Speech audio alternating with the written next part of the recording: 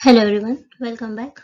In this lecture series, we are learning computer organization and advanced microprocessor. This is our second lecture, and in this lecture, we'll start our journey with the basics of the computer system. So, very first we'll see different operations performed by the computer. So see, we know that we find computer applications in almost all spheres of life, right?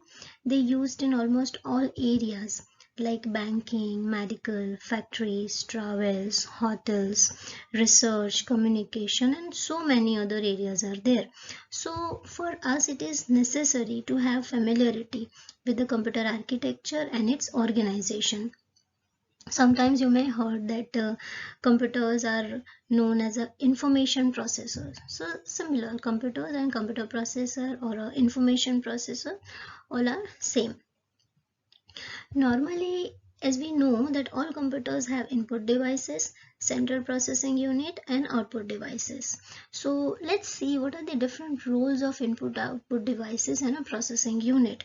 So basically, input devices read the data in the form of like magnetic tapes, disk, or and it accepts the signal from remote typewriters like terminals or from the measuring devices which applied at fixed points of a process. Then output devices can print or display information on screens. Also they prepare industrial drawings, produce data which are compatible with those, read and generate signals to control a process. So further we will see about the uh, actual basic organization of a computer in our next lectures. So let's see that what is the actual relationship between the user and a computer. If someone asks you that what is the definition of a computer, so there are so many different definitions are there, right? But we can define it as like a computer is an electronic device that has ability to store, retrieve and process information or a data, right?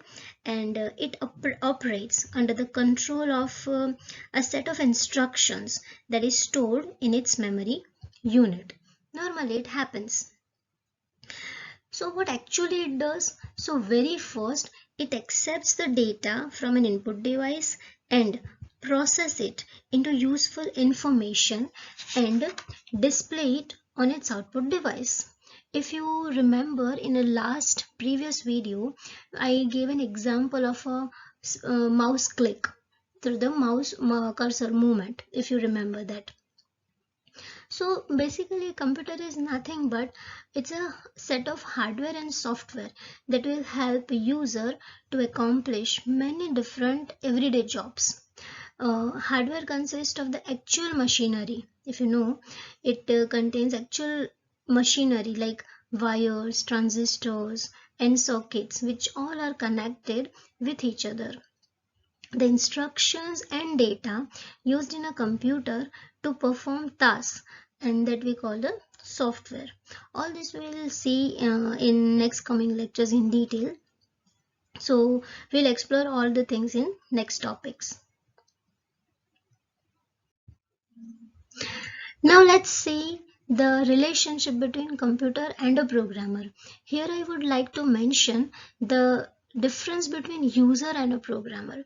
See, normally anybody who is using the system, using the computer is a user, but that user can be differ. Like you are a user, you are a student, right? So you are using the computer for learning purpose. Programmer is there. So programmer, what is the job of programmer? It develops the system, it develops software, they design the software. So their role is a different. Ultimately they are user, but they are developing something, so we call them a programmer. So who is a programmer? So computer programmer, what is their actual role?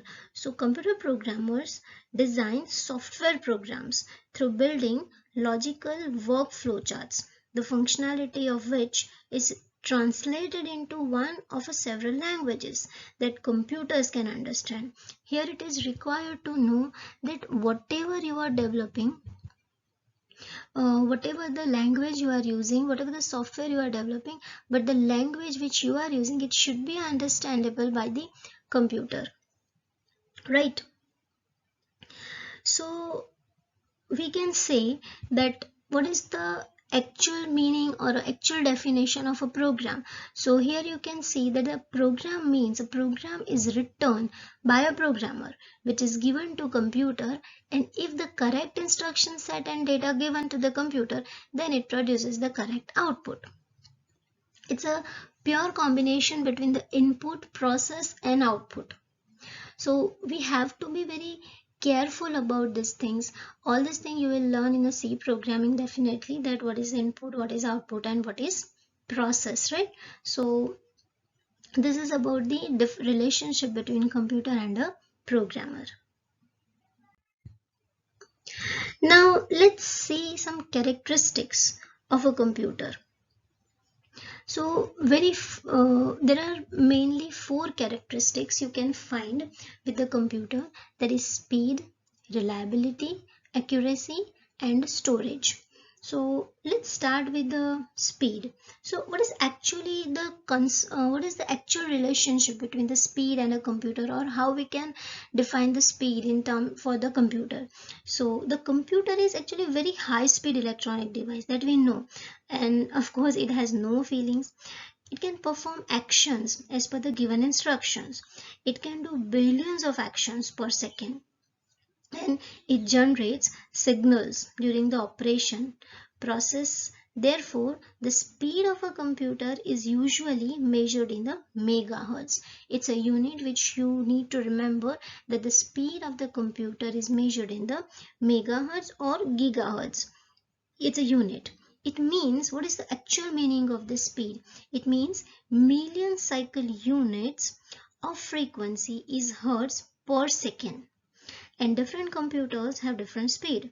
So a computer can perform arithmetical operation like addition, subtraction, multiplication and division on the numeric data, and in logical operation it compares the numerical as well as alphanumerical data. So when you say that my system is slow, or it is performing, or it is executing jobs very slowly, means we are talking about the speed of the computer. Here we can say the next characteristic is a reliability.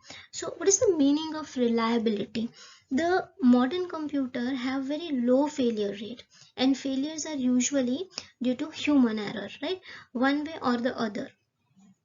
Communications through computer are also very reliable and generally available whenever needed through computer networks. Computer can repeat actions consistently without losing its concentration, like a spell checker from word processor which continuously spell check in a document. So this we can say that it's a reliability factor we can say. Then we have accuracy. So what is the meaning of accuracy?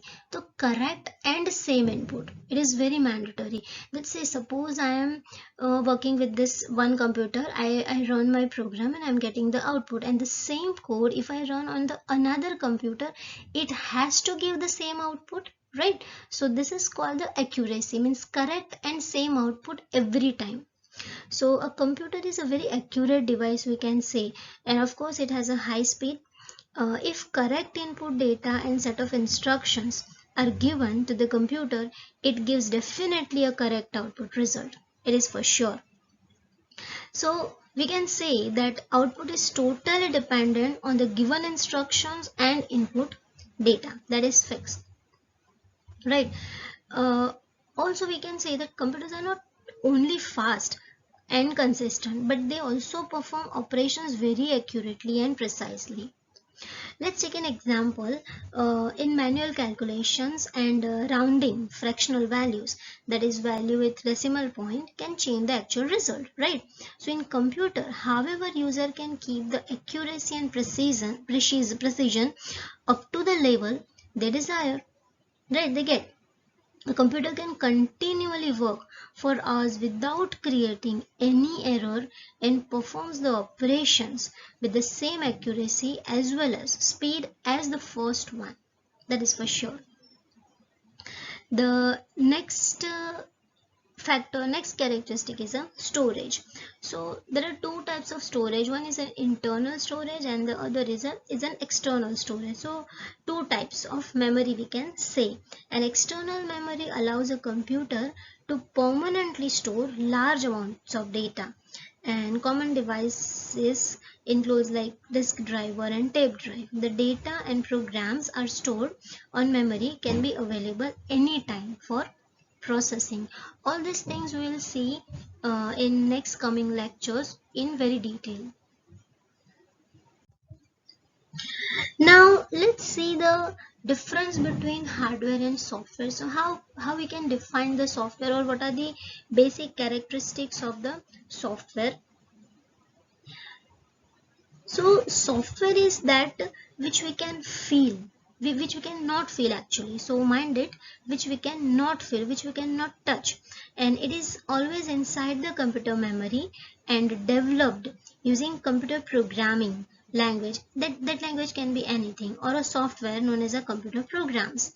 We call it a instruction, right? We call program is a program is nothing but a set of instructions.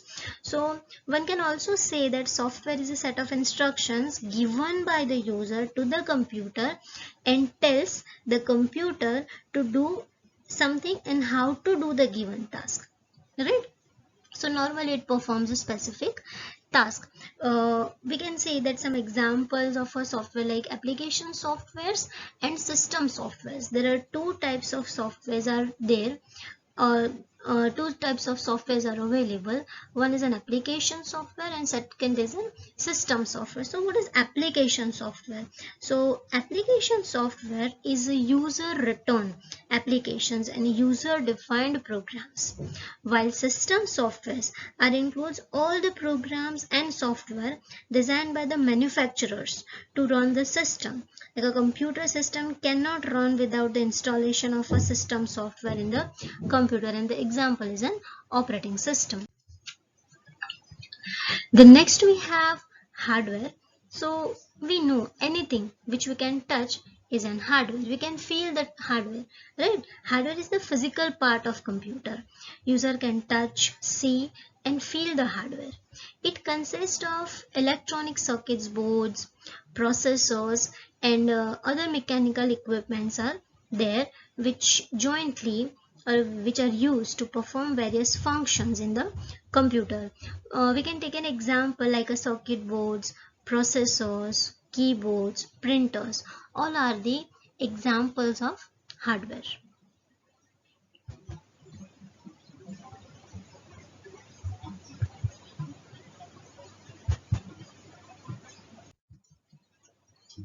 So keep watching, keep learning, happy learning. Thank you.